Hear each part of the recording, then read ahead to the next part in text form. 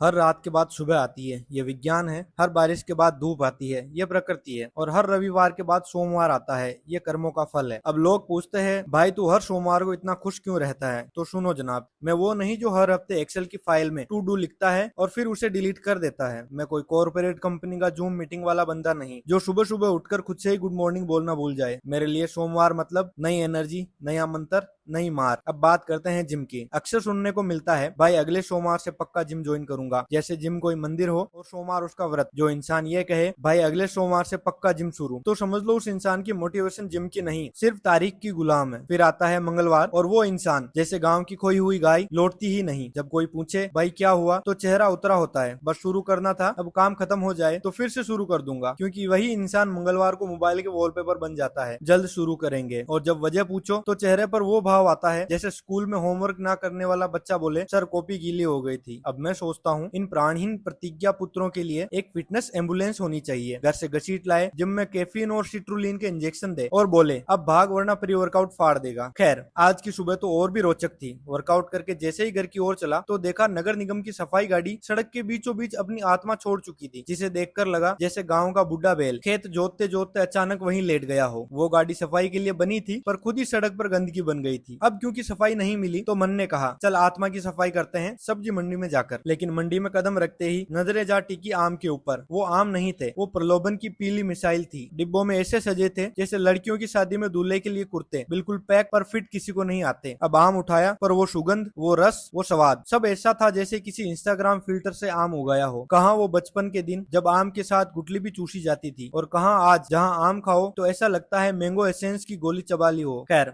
आम लेकर चला उस पवित्र तीर्थ स्थल की ओर जिसका नाम है किराना स्टोर। क्योंकि मेडिकल स्टोर हफ्ते में एक बार चलेगा, पर किराना न हो तो आदमी खुद को ही बॉईल कर ले। घर पहुंचा तो पूरा रास्ता आम के ख्वाब में बीता। क्या बचपन जैसी मिठास मिलेगी? काट के खाया और मिला चटनी जैसा चिरकुट स्वाद। अब दोस्त आम का नहीं, दोस्त तो हमारी उम्मीदों का है, जो हम हर चीज में बचपन खोजते हैं बिना ये समझे कि अब आम भी शायद ईएमआई पर पक जाते हैं। मोरल ऑफ द स्टोरी, सोमवार से डरना नहीं चाहिए, क्योंकि डरते वही है जो रविवार को आलू के पराठों में सेल्फ कॉन्फिडेंस ढूंढते हैं। और आम से उम्मीद मत रखो, बचपन वाला स्वाद अब शायद लिमिटेड एडिशन में हो गया है।